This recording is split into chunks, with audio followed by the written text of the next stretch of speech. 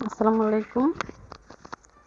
আজ আমি আপনাদের জন্য মিষ্টি আলুর রেসিপি নিয়ে চলে আসছি। আমি এই ভিডিওটিতে দেখাবো কিভাবে আমরা মিষ্টি আলুকে গ্যাসের চুলায় পোড়াতে পারি। শহরের জীবনযাপনে আমরা তো আর মাটির চুলা বা কয়লাতে মিষ্টি আলু পুড়িয়ে খেতে পারি না, এর জন্য অনেকে মিষ্টি আলুটাকে অ্যাভয়েড করি। যারা আমার ভিডিওটি দেখছেন প্লিজ আমার ভিডিওটিতে একটি লাইক দিয়ে দেবেন এবং আমার চ্যানেলটিকে সাবস্ক্রাইব করে দেবেন। যারা আমার ফেসবুক পেজ থেকে আমার ভিডিওটি দেখছেন তারা প্লিজ আমার ভিডিওটিতে একটি লাইক দিয়ে দেবেন এবং আমার পেজটিকে ফলো করে দেবেন। এখানে আমি দুই পদ্ধতিতে মিষ্টি আলুকে পুড়িয়ে দেখাবো। পদ্ধতি এক, এখানে দেখাচ্ছি মিষ্টি আলুগুলোকে আমি ধুয়ে নিয়েছি এবং এই মিষ্টি আলুগুলোকে একটা কাঁটা চামচ দিয়ে মিষ্টি আলুগুলোকে এভাবে ফুটো করে করে চারপাশ থেকে ফুটো করে করে দিব।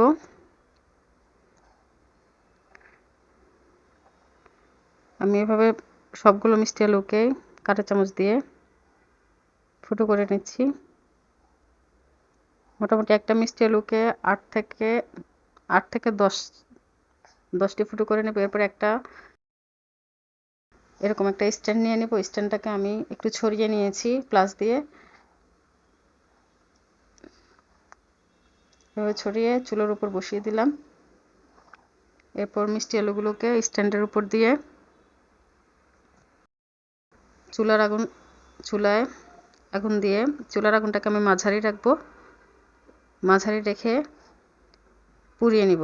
একটু পর পর আলুগুলোকে আমি ঘুরিয়ে ঘুরিয়ে চারপাশ থেকে পোড়াবো। আমি দুটো ছুরির সাহায্যে আলুগুলোকে ঘুরিয়ে দিচ্ছি, অথবা দুটো চামচ। হাত দিয়ে ধরে তো আর ঘোরানো যাবে না, এটা যেহেতু আলুগুলো অনেক গরম হয়ে যাচ্ছে, এই জন্য আমরা এখানে টং ইউজ করতে পারি। এভাবেই ঘুরিয়ে ঘুরিয়ে চারপাশটা আমি আলুগুলোকে পুড়িয়ে নিব। এভাবে পোড়ালে চুলার আগুনে মানে কয়লাতে পোড়ানোর যেরকম টেস্ট সেম হবে।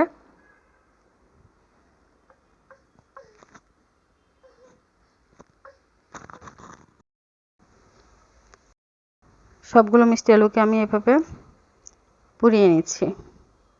একটু অংশ পোড়ানো ছাড়া থাকবে না, পুরো সব অংশকে আমি পুড়িয়ে নিচ্ছি। আমি মোট 5টি মিষ্টি আলুকে এভাবে পুড়িয়ে নিচ্ছি।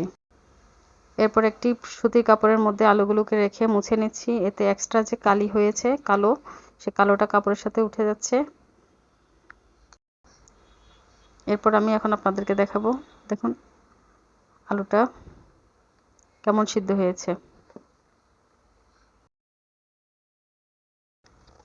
পদ্ধতি 2 নম্বর পদ্ধতিতে আমি আলুগুলোকে চুলার গ্যাসে পোড়াবো, কিন্তু তার আগে ঘড়ি ধরে ঠিক 5 মিনিট আলুটাকে সিদ্ধ করে নেব। এতে করে আলুগুলো হাফ বয়েল হবে, মানে পুরোপুরি সেদ্ধ হবে না।